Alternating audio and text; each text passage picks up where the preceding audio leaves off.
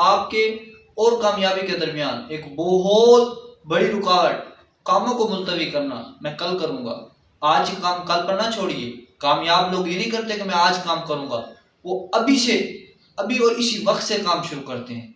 आपके अगर ये आदत है, इस आदत को छोड़िए। जो आपका मकसद है, अभी से इस मकसद पर काम करना शुरू कीजिए। आप गौर कीजिए कि हमारे जिस्म पर अगर जख्म हो जाए, अगर हम उसका बर वक्त इलाज ना करवाएं, वो आहिस्ता आहिस्ता आहिस्ता बनता बनता सूर बनकर इंसान को हलाक कर देता है। और आज का काम कल पर छोड़ना भी इस तरह है।